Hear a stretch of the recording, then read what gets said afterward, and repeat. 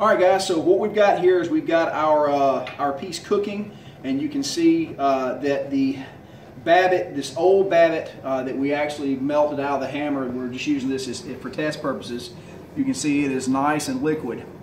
And what I want to show you is exactly why the bottom pour ladle is really nice. You see all this junk here on top?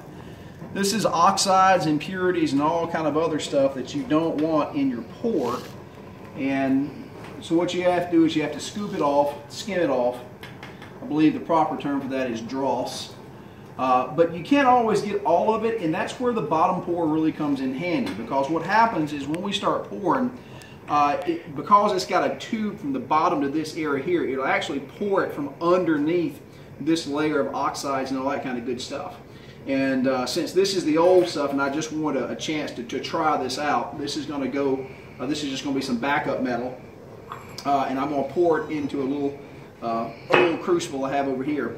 A couple things though, I just want everybody to know. A while back on YouTube, there was a guy that decided to cast him a thermite sword.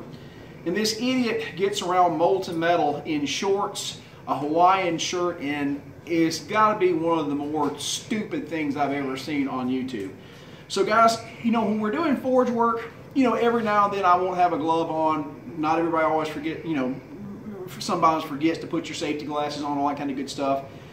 But let me tell you that when you start dealing with molten metal, it is a completely different ball game. Now this, being lead-based, is relatively safe, but let me tell you, you don't want this crap flying in your hair. And this stuff can and does explode if there's steam involved. So for God's sakes, don't screw with thermite. If you have to, make sure that you've got the right personal protection. And if it's molten, it's dangerous, period. So just, if you guys start getting in this type of thing, just pay attention to that molten metal stuff, because that dude was not smart. But I digress. Whoop, cameraman almost tripped. But what we're going to do is I'm going to bring this bad boy out here, and you can watch and you'll see it pouring from underneath the top of that oxide layer. And that is going just nice. Now I'm going to actually pour the rest of it out the backside here, because this is play metal. I'm not concerned about losing a little bit. But you can see all the oxides that are still left. But that bottom pour solves the problem of those oxides getting into your good stuff. So that's what we're going to do. So now what we're going to end up getting ready for is we've got to come over here. Let me set this out of the way so I don't set myself on fire. I don't want to set my butt on fire. So here is the bottom end of the bearings. We have a piece of shaft material, dummy shaft, that will set across here, and then we have these collars. Now you have to set the shaft, you have to have an offset, because if you just set it flush down, you're not going to have any Babbitt bearing. So what we've done is we've turned a 1/4 inch shoulder on 2 of these collars.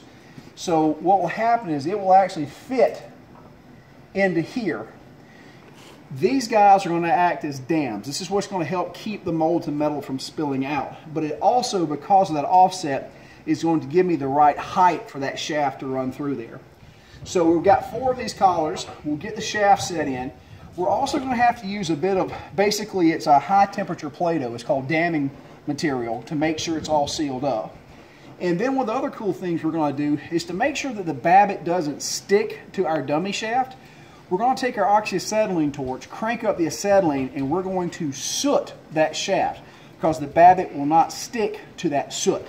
So once we've got all that set up and these guys are preheated, we will then be able to come in and pour the bottom half of these bearings. So we've got quite a bit of work to get this set up, and I'll make sure and take you guys through it and show you what we're going to do before we're ready to pour. But that's kind of where we're at. So we're getting close. So see you guys in just a bit.